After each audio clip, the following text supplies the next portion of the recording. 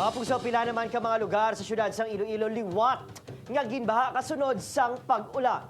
Pila ka mga residente kinahanglan pa nga i-rescue matapos nga wala gilayon makagwa sa ilang mga balay. Si John Sala nakatutok. Padayon yung eksperyensyahan sa syudad sang Iloilo ang pag-ulan ilabi na kagabi. Rason nga nadugangan pagit ang mga barangay nga ginbaha. Halin kay nasang udto si 10 na ka mga barangay sa syudad sang Iloilo ang apektado sang pagbaha.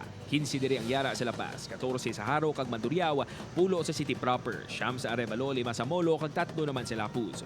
Kaangay gani nga nanginsuba ang palibot sa Lapaz Plaza sa pagtaas ng tubig. Si Arnold nagabotas na lang gani magwa sa ilabalay agud nga makalikaw sa balatian. Tiyo putas kay delikado TL mo basi mas proses ka. Delikado nan mga kuang ka ilaga. Ginsulod man sa tubig baha ang pwesto ni Jade sa atubang mismo sang plaza. First time kuno ini nga natabo. Ang epekto, ginisir nga dako kay kung hindi na mo nga di paglimpyuhon karon hindi kan pagsudlan client. Bilang sabat sa problema ginpasuyupan sa DPWH 6 ang tubig kagin palapos sa drainage system sa Barangay Divinagracia. Nag-initiate kami other way to fast track the subside of drainage water. Kaya ang problema dapat na buksan na natarayang yung anak na pangatong sa tubig ko. Hindi ka din naman pinakikita. Apang antes pa man matapos ang kapitan sang barangay na malabag. Siyempre, ang tanan diri kay man ay guluan sa punta. Tama kakipot na po sang ano ni sang iyang exit sang tubig. Di kung gamay lang niya pwede masarangan.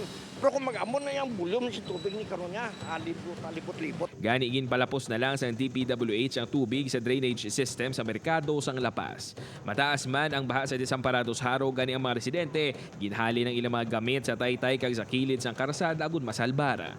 Mataas man ang tubig baha sa barangay Kalubihan Haro. Pinaman ka mga residente ang natrap sa ilang mga puluyan sa pagtaas ng tubig sa Barangay Taft North, Mandurriao. Tub-tub sa hawak ang tubig gani pila sa ila ang ginrescue na lang. Sunod sa DPWH 6 nagasupot ang tubig, bangod mabudlay ang pag-ilig sini sa drainage tungod sa mga basura nga nagabara. Panawagan sang ahensya ang pagpaninlo sa palibot kag paglikaw sa paghaboy sang basura bisan diin na lang. Upuan kay Cirilo Renduque, John Sala. 1 Western Visayas.